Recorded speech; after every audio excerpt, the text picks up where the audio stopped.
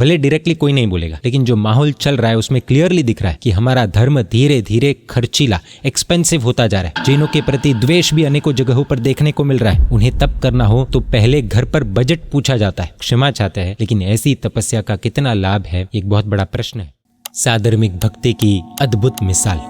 पर्युषण महापर्व के 5 कर्तव्यों में से एक साधर्मिक भक्ति भी है। सिर्फ आर्थिक यानी कि फाइनेंशियल हेल्प करना ही साधर्मिक भक्ति नहीं होती। आज हम एक अलग प्रकार की साधर्मिक भक्ति की सच्ची घटना जानेंगे। आप देख रहे हैं जैन मीडिया, बनी रही इस वीडियो के अंत तक। आज से लगभग 15 से 16 साल पहले की ये घटना है। गुजरात के एक शहर में 150 घर वाले छोटे से संघ में 3 साधु भगवान चातुर्मास के लिए विराजमान थे। संघ के लोग सुखी थे, भावुक थे और प्रवचन का अच्छे से लाभ लेते थे। बीच में पर्युषण पर्व आए और पर्युषण के तीसरे दिन व्याख्यान के बाद संघ के अग्रणी ने खड़े होकर कहा कि कल से श्री कल्पसूत्र का वांचन शुरू होगा। वो श्री कल्पसूत्र आगम ग्रंथ को घर ले जाकर उसकी भक्ति करने का चढ़ावा अभी बोला जाएगा। जो भी भाग्यशाली चढ़ावा लेंगे, प्रवचन के बाद उनके घर पर सकल श्री संघ पगलिया करने आएगा। पूरे दिन और रात कल्पसूत्र उनके घर पर ही रहेगा और कल प्रवचन के समय पर वापस कल्पसूत्र को यहाँ पर उपाश्रय में लाना होगा। ऐसा कहकर अग्रणी ने चढ़ावा बोलना शुरू किया और 1-2 मिनट में ही प्रवचन में आगे सामयिक में बैठे हुए एक आराधक श्रावक ने चढ़ावा शुरू किया और कहा कि 501 मण, एक मण के 4 रुपये के हिसाब से उन्होंने 2000 रुपये से चढ़ावा शुरू किया था। अग्रणी ने 501 मण जोर से बोला, 501 मण 1 बार, 2 बार, 2-3 बार दोहराया। अब यहाँ पर एक आश्चर्यकारी घटना ये हुई कि प्रवचन हॉल फुल भरा हुआ था, धनवान लोग भी बैठे हुए थे। फिर भी कोई भी श्रावक उन भाई के बोले हुए चढ़ावे को आगे नहीं बढ़ा रहा था, सभी मौन बैठे हुए थे। अग्रणी ने भी चढ़ावे को ज्यादा नहीं खींचते हुए तुरंत उस भाई को आदेश दे दिया। जो साधु भगवंत प्रवचन दे रहे थे उन्हें इस घटना पर बहुत आश्चर्य हुआ, क्योंकि उस संघ के लोग समृद्ध थे, धनवान थे और अन्य चढ़ावों का लाभ सब अच्छे से ले रहे थे। तो ये कल्पसूत्र आगम को घर पर ले जाने का चढ़ावा इतने सस्ते में कैसे जा सकता है? किसी ने भी उस चढ़ावे को आगे क्यों नहीं बढ़ाया? और अग्रणी ने भी ज्यादा समय न लेते हुए वो चढ़ावे का आदेश उन भाई को क्यों दे दिया? ये सभी विचार उनके दिमाग में चल रहे थे। जिन्होंने 501 मन का चढ़ावा बोला था उन्हें हम इस वीडियो में भैरव भाई के नाम से पहचानेंगे। उस दिन दोपहर को भैरव भाई महाराज साहब से मिलने के लिए आए। चातुर्मास की शुरुआत के दिनों से ही महात्मा का उनसे अच्छा परिचय हो गया था। महात्मा ने डायरेक्टली भैरव भाई से पूछ लिया, कल्पसूत्र का चढ़ावा इतने सस्ते में आपको मिल गया, दूसरा कोई आगे चढ़ावा बोला ही नहीं, ऐसा कैसे हुआ? महात्मा की बात सुनकर भैरव भाई की आंखों में आंसू छलकने लगे। वे महात्मा को रूम में लेकर गए और फिर उन्होंने बताना शुरू किया कि महाराज साहब, हमारा परिवार खानदानी परिवार है, समाज में हमारी बहुत इज्जत है, लेकिन पिछले 10 वर्षों से हमारा परिवार फाइनेंशियल लॉस यानी कि आर्थिक नुकसान के संकट में फंसा हुआ है। साहब जी, 80 लाख रुपए की देनदारी सर पर है और हर महीने उसका ब्याज यानी कि इंटरेस्ट चुकाना, घर चलाना आदि, उसमें ही इनकम पूरी हो जाती है। देनदारी तो कम हो ही नहीं रही है। हमारे परिवार के गुरु पूज्य भक्ति योगाचार्य यशो विजय सुरेश जी महाराज साहब एवं आचार्य भगवंत श्री मुनिचंद्र सुरेश जी महाराज साहब है। 3 वर्ष पहले हमारे परिवार के गुरुदेव का चातुर्मास इसी संघ में था। मेरी श्राविका यानी कि मेरी पत्नी ने सोचा कि इस बार गुरुदेव का चातुर्मास अपने संघ में है तो मैं उनकी निशा में मासक क्षमण कर लूँ। प्लीज नोट, मासक क्षमण यानी कि कंटिन्यूस 30 उपवास। और धीरे धीरे करके श्राविका ने 16 उपवास कर लिए। उसकी तपस्या एकदम आसानी से हो रही थी और वो बहुत खुश थी। लेकिन एक रात को मेरे पिताजी ने मुझे और मेरी श्राविका को बुलाया और कहा कि देखो बहू, आपकी भावना अच्छी है, मैं खुद भी चाहता हूँ कि अपने ही गुरुदेव की निष्ठा में मासक शमन हो जाए आपका, लेकिन हमारा परिवार प्रतिष्ठित है यानी कि रेप्यूटेड परिवार है और हमारा समाज भी बड़ा है। आपकी मासक शमन के पाड़ने पर सभी को बुलाना पड़ेगा और फंक्शन भी करना पड़ेगा। आज की तारीख में इतना खर्च करने की हमारी शक्ति नहीं है, तो आप पारणा कर लीजिए। मेरी श्राविका को बहुत दुख हुआ, लेकिन पापा की बात भी वो समझती थी। उसने जिद नहीं की और 16 उपवास के बाद में पारणा कर लिया। हमारा पूरा परिवार दुखी था, लेकिन क्या कर सकते थे? गुरुदेव को भी हमने तपस्या कंटिन्यू नहीं कर पाने का असली कारण नहीं बताया। वह महात्मा भैरव भाई की बात को गौर से सुन रहे थे। कब महात्मा की भी आंखों से आंसू बहने लगे उन्हें भी पता नहीं चला।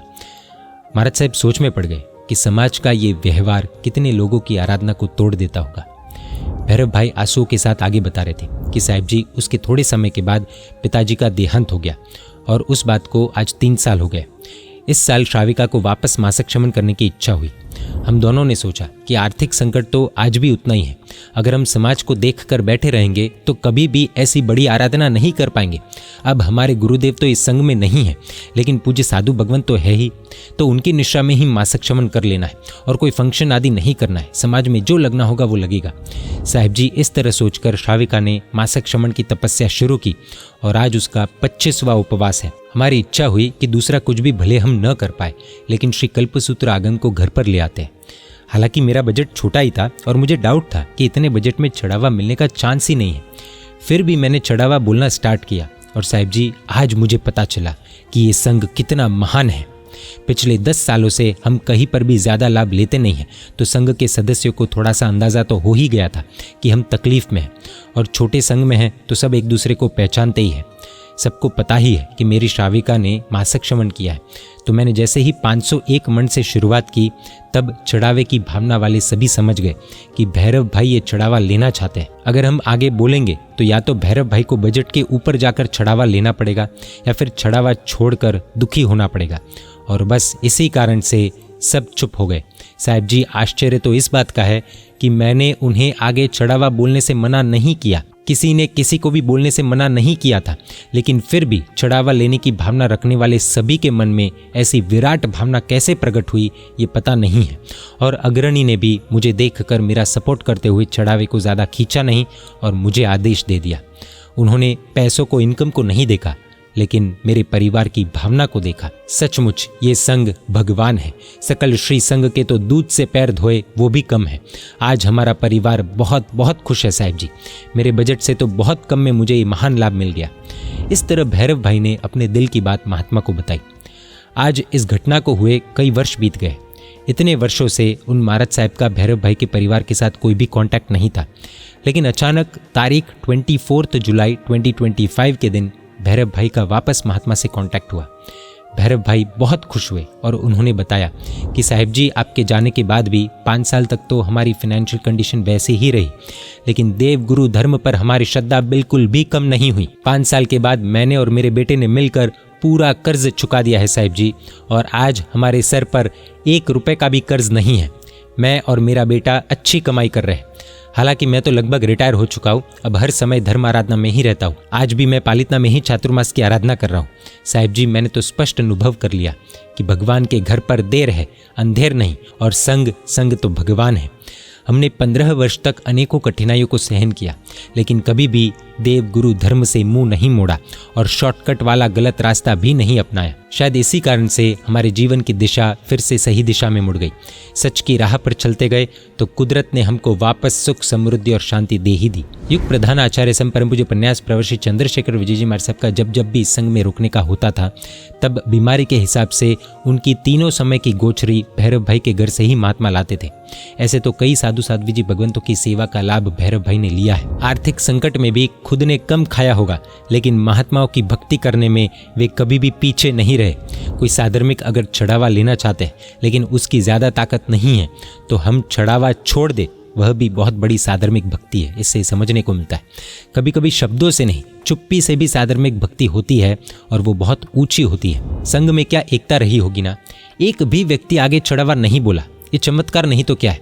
अगर हर संघ में इस प्रकार की एकता हो जाए तो शासन का भविष्य बहुत उज्जवल है, ऐसा कह सकते हैं। इस घटना के द्वारा हमें बहुत कुछ सीखने को मिलता है, और ऐसी बहुत सी चीजें हैं जो हम सब प्रैक्टिकली अपनी लाइफ में भी अप्लाई कर सकते हैं।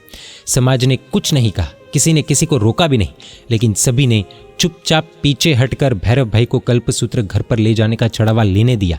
ये मौन साधर्मिक भक्ति का अद्भुत रूप था। जैन धर्म के एक मुख्य सिद्धांत अपरिग्रह का भी इस घटना में समावेश होता है, क्योंकि अपरिग्रह का अर्थ सिर्फ कम चीजें रखना ही नहीं होता, बल्कि स्वयं के अवसर को छोड़कर दूसरे की साधर्मिक की भावना को प्रायोरिटी देना भी अपरिग्रह ही है। ये मेरा नहीं तेरा हो जाए की भावना है।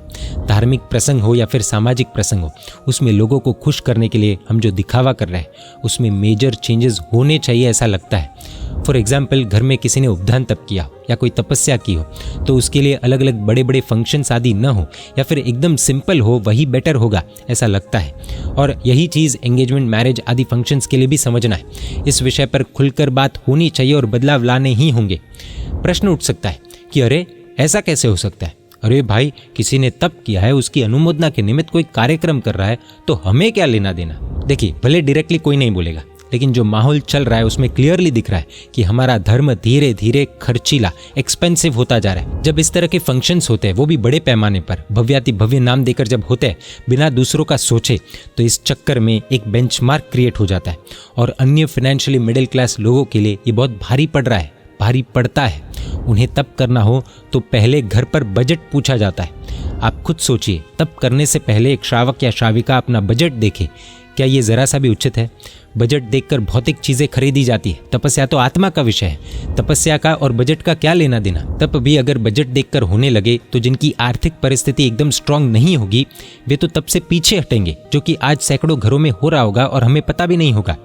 इस विषय पर आप अपना पॉइंट ऑफ व्यू कमेंट में जरूर बताइएगा। हम अगर किसी के भी फंक्शन में जाते हैं तो उनके ऊपर बोझ ना आए, उसका हम थोड़ा ध्यान रख सकते हैं। जैसे कि अगर चेन्नई में हमारे किसी रिलेटिव ने कोई बड़ा तप किया है और अगर हमें बेंगलुरु से या फिर मैसूर से या फिर हैदराबाद से चेन्नई जाना हो और अगर हमारी शक्ति है तो हमें सामने वाले को स्पष्ट बोल देना चाहिए कि हम खुद आ जाएंगे, हमारे रहने खाने पीने की भी व्यवस्था हम खुद कर लेंगे, आपको हमारे लिए कोई भी टेंशन लेने की जरूरत नहीं है। घूमने जाते हैं तब हम खुद की व्यवस्था करते ही, तो इधर भी कर सकते हैं। हमारे घर पर कोई भी प्रसंग हो तो हमें समाज का गलत डर रखना नहीं है और दिखावे के लिए एक भी रुपया एक्स्ट्रा खर्च नहीं करना है।